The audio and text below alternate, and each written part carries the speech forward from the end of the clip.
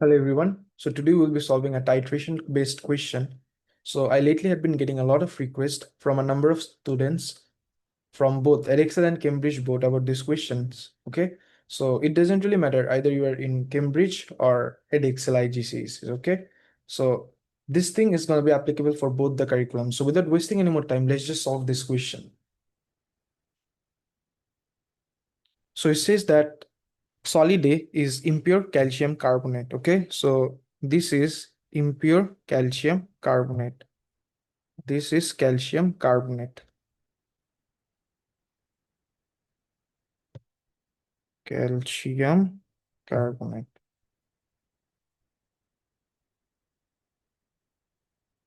Okay, calcium carbonate solid. A student determines the moles of calcium carbonate in a sample of A. Okay, this is the procedure of the student. And the procedure is um, place the sample of A into a beaker. Okay, you add the sample of A into a beaker. First of all, add the sample of A in a beaker and use a measuring cylinder to add 100 centimeter cube of this concentration of hydrochloric acid. Okay. And you start the mixture until there are no further effervescence that is being observed. Okay. Calculate the number of moles of HCl. So first of all, let's just try to figure out what is happening overall in the reaction. Okay. So in the reaction, you have your calcium carbonate, right? So this is basically gonna be an acid plus carbonate reaction. Okay. This is basically gonna be an acid plus carbonate reaction. And whenever an acid reacts with carbonate, salt, carbon dioxide, and water is produced. Salt, carbon dioxide, and water. So it leads to the production of salt plus carbon dioxide plus water. Okay. Now, this carbon dioxide is responsible for this effervescence, right? So if you try to see the overall procedure, so this is going to be a beaker, right? This is going to be a beaker, assume. And in the beaker, you have what? In the beaker, you have the calcium carbonate, okay? You have the calcium carbonate. You have what? You have calcium carbonate.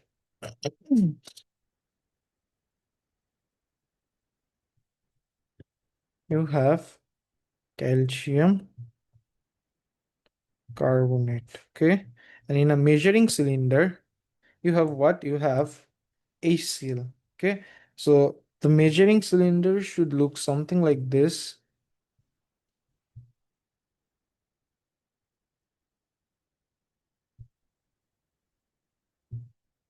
Not to this.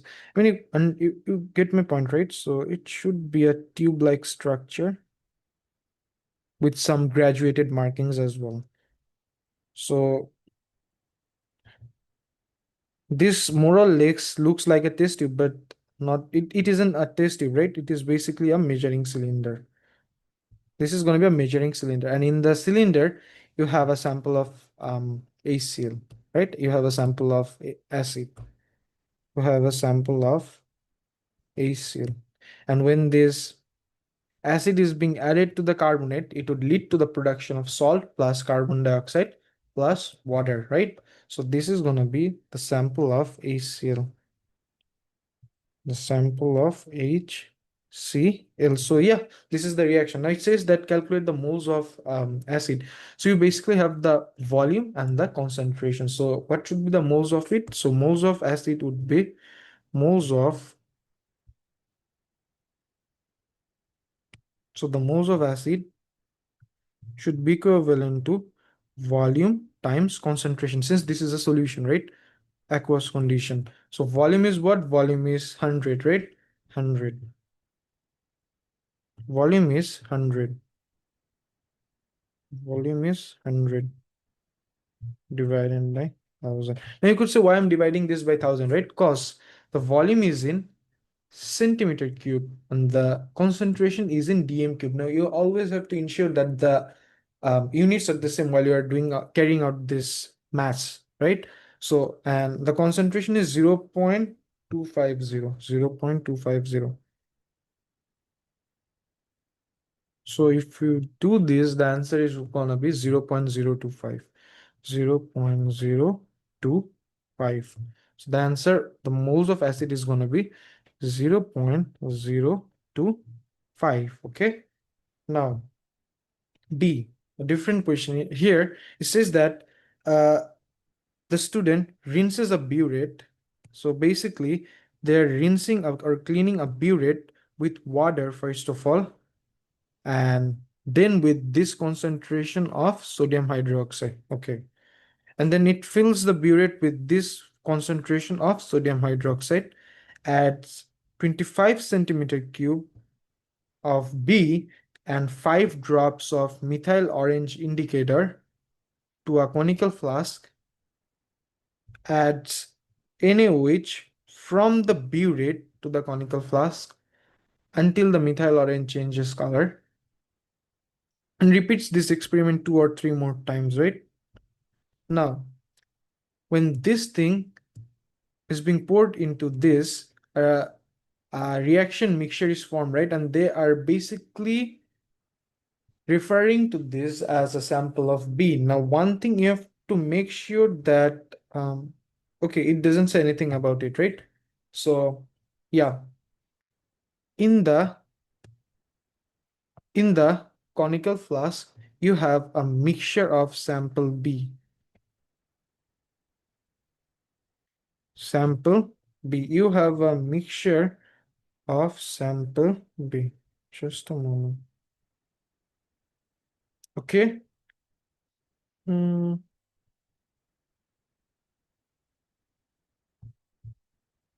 Okay, you have a mixture of sample B. Now, this isn't a conical flask, obviously. The conical flask should look something like this, okay? But my drawings won't be that great with this digital kind of setup. Hence, I used up a beaker to show this, right? But this is gonna be a conical flask, okay? And it has this mixture of sample B. And you're gonna keep on adding this NaOH until this sample B changes color. Now you have to understand that you're titrating it, right? So in sample B, there needs to be some presence of HCl, right? Because you added HCl to the carbonate and the resulting mixture led to the formation of sample B, right? So there needs to be HCl because HCl, there's a base, right? Now the base needs to react with this acid. However, in the question, there isn't any specific indication of any other acid, right? There's this only specification. Sorry, there's this only mention of this base, right? Not specification. Sorry for that. Okay. So it means that there should be acid over here in the conical flask. Now, methyl orange in acidic condition would be red, right? Or orange depending on the concentration, should be red. But when all of the acid, the HCl gets used up by this NaOH, any further or excess drop of NaOH would make the condition over here alkaline. And in alkaline condition, methyl orange is yellow. Okay. So after all of the acid in sample B gets used up or neutralized by this NaOH, any further or excess drop of NaOH would make the solution alkaline. And that would cause the methyl orange to turn yellow. And that is basically they are referring to as the color change. Okay. So yeah, shows the initial and final reading of titration. Okay. So this is 2.1, 2, 3, 4, 5, 6, 7, 8. Okay, so this is going to be 2.5, sorry, 2.4, 2.1, 2, 3, 2.4.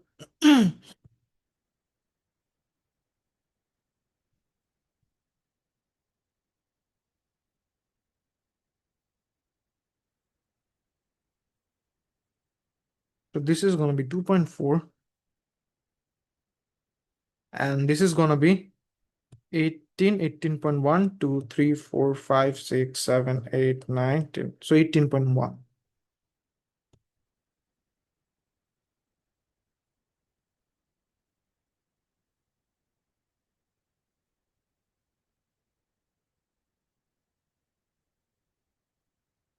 18.1, right? So complete the table with the result, writing initial and final burette, final readings for titration 1 burette readings, calculating the volume of NaOH used in each titration, okay, and and taking the best titration result. Okay, now the best titration results means, in other word, means concordant results, concordant.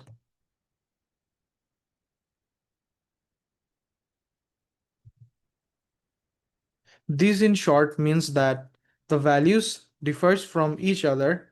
The values differs from one another by 0.20. 0.20. The values differs from one another by 0.20. And this basically is the meaning of this concordant results. Okay. Now let's just complete up this table. So it says that final reading. So final reading was 18.1, 18.1. And the initial reading was what? 2.4. 2.4, right? So the volume used. So volume used would be this minus this minus this, that minus that, right? So 18.1 minus 2.4 and 18.1 minus 2.4, 18 point minus 2. This is coming as 15.7. 15.4 minus 0, 15.4 minus 0.2. This is coming as 15.4 minus 0.2, 15.2. And for this, 30.8 minus 15.4. 30.8 minus 15.4. This is coming as 15.4. Okay, 15.4. Now, these two values differs from each other by 0.20, okay, but not this one. So the best results was going to be this and this. Okay, now the average volume of any image, right? So average is going to be this plus this divided by 2. You basically do not need to include the one that has the anomalous kind of result, right? So 15.2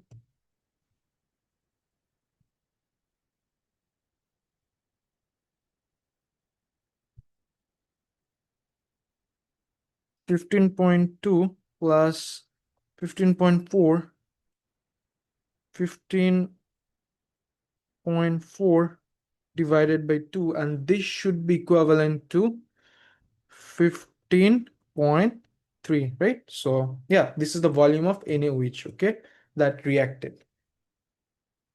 Now the acid in A to prepare mixture B is in excess. As I said, you are adding base, so there needs to be something that needs to react with this base. So what could it be? It could be acid in the sample A. So the acid over there is in excess. Now they have said it, right? But indirectly, it should have meant that there was something like the presence of acid. It says that use your answer to B2 to calculate the moles of NaOH that needed to react with 25 centimeter cube of B. Okay, 25 centimeter cube of B, concentration of NaOH was this. And basically, we would know the volume of these as well, right? So number of moles of NaOH is going to be volume times concentration.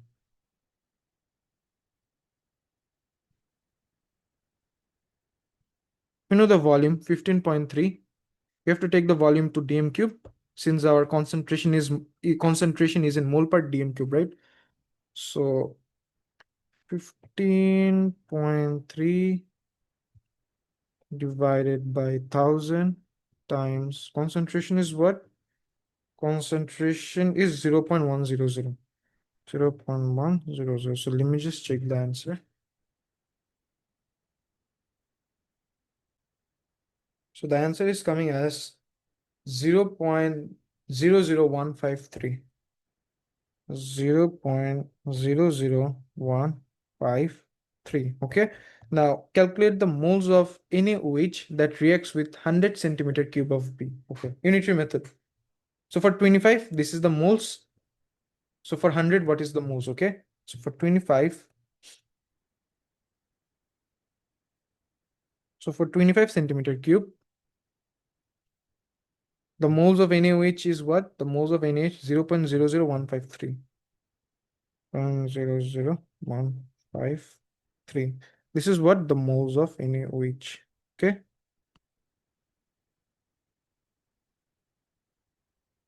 So for 1 centimeter cube should be what? For 1 centimeter cube should be 0.00513 divided by 25. Therefore, for 20 centimeter cube, this should be what? So for 20 centimeter cube, this should be 0.00513 times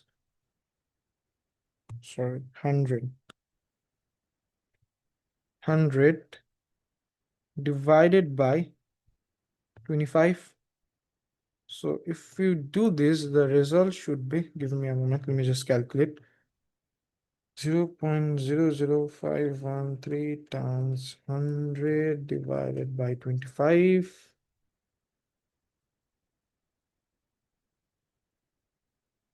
0.00513 and times 100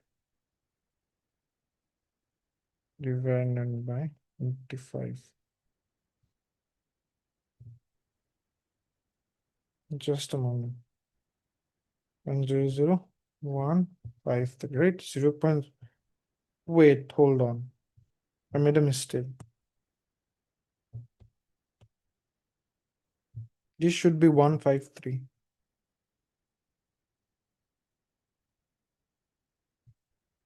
Right? Divided by, so the answer 0.00, just a moment, 0.00153. The answer is coming to be as 0.00612.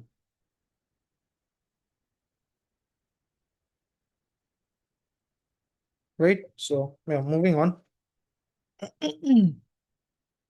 The answer to D is equal to the moles of HCl that remains in the beaker after the acid reacts with calcium carbonate in sample A. Use your answer A and D to calculate the moles of acid that reacts. Okay. So the moles in answer D is going to be equivalent to the moles of acid that remains in the beaker after the acid has been reacted with. Okay, understood. So you have to figure out the moles of acid that reacts with this moles of carbonate. Okay. So you have to figure out the moles of acid that reacts with carbonate. So check something. This was excess, right? This was excess, and once you added it, reaction took place. But as the moles of acid was in excess, there was a surplus amount of acid over here, right? Amount HCl that was left, right? There was a surplus amount of HCl that was left over here, and you basically know how much was left, how much of the excess HCl was left in the reaction, and you basically also know that what was the initial mole or the initial amount of HCl that you added. So you basically know the amount that was left and you know the amount that you added. So if you subtract that, if you subtract this, if you subtract this and the amount of HCl that was unreacted or that did not react, you could easily figure out the N of HCl that basically reacts. Once again, there was a surplus amount of HCl that did not react, and you know the initial amount of HCl that was added. If you subtract this and that unreacted amount of HCl, you could figure out the amount of HCl that actually reacted, right? So yeah, 0.025 0.025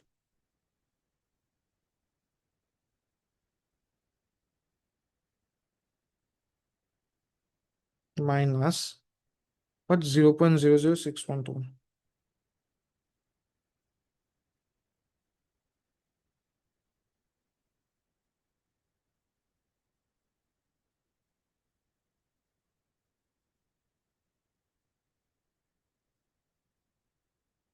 So the answer should be 0.025. 0.025 minus answer. So the answer is 0.189. 0.189. 0.0189. This is coming as the answer, 0.0189. Okay, moving on. So the reaction, the the equation for the reaction between HCl and calcium carbonate is shown. Okay, calculate the number of moles of calcium carbonate in sample A. So basically, you know the moles of HCl that reacted. Okay, you know the moles of HCl. Okay, that reacted. And you're basically going to use this moles. Okay, because this is the amount of HCl that reacted. Okay, so you know the moles of it, right? So they are in a ratio of 2:1. So whatever the mole of HCl is, the mole of carbonate would be half of it. Now you could say why half, right? So let's just break this down. So 2 moles of HCl reacts with, so 2 moles of HCl,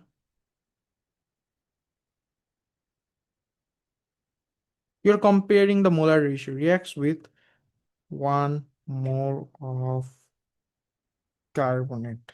Okay, so 1 mole of HCl should be 1 by 2 mole of carbonate. Therefore, 0.0189 0.0189 mole of HCl should be equivalent to 1 by 2 times 0.0189 mole of carbonate. Mole of carbonate. So what is the answer of it?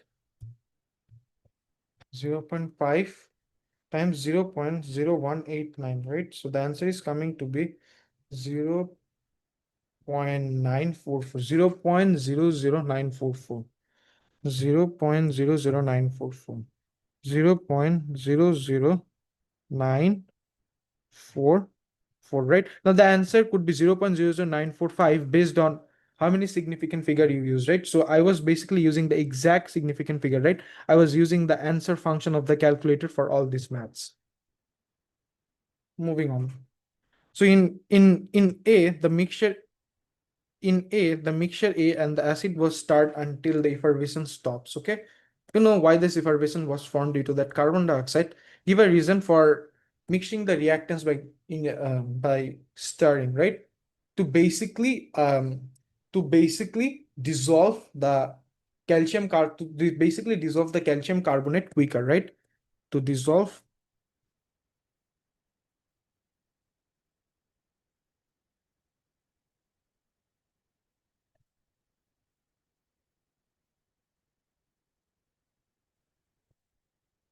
quicker. Okay, then just a moment, guys.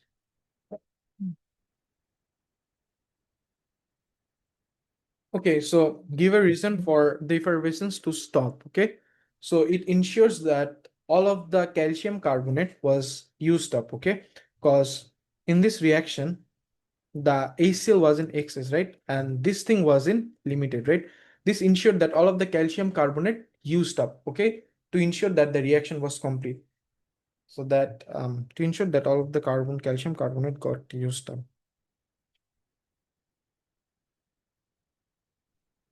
To ensure that to ensure that the calcium carbonate or limiting reagent has been used, to ensure that the the limiting reagent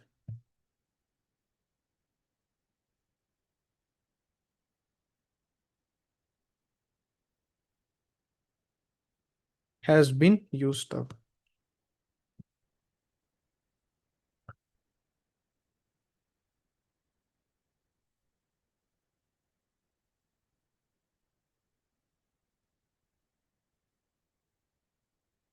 Okay, so moving on.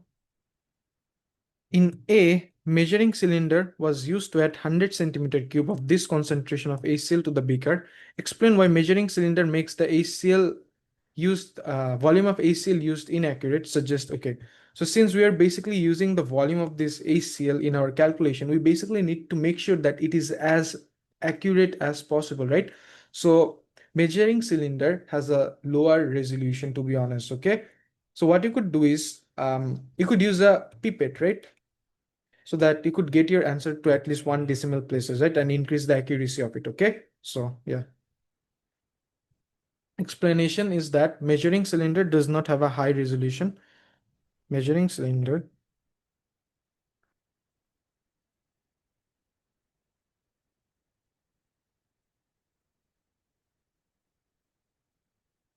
measuring cylinder does not have a high resolution, does not have a high res does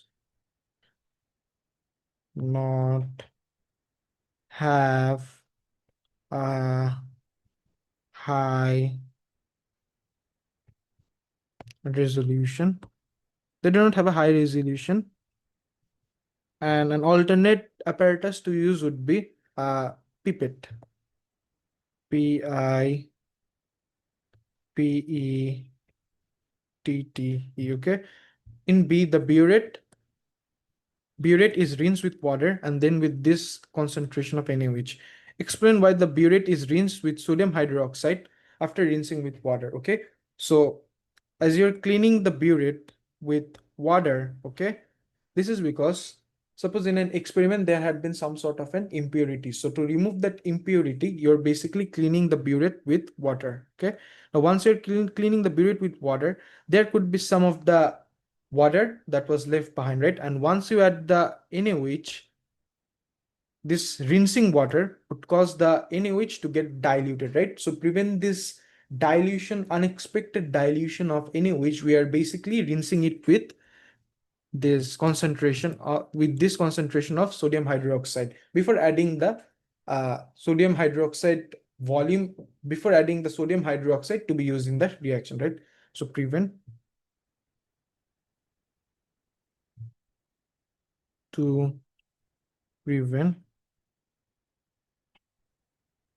to prevent the NaOH to prevent the NaOH from being diluted by rinsing water, being from being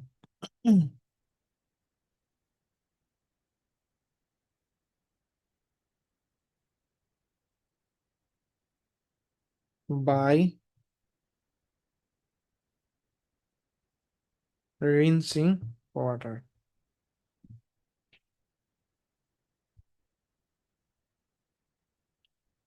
So yeah, everyone, that brings us to the end of this question. I hope you found this video to be helpful. If this was helpful for you, then make sure to like, comment, and subscribe. All the best for your exams.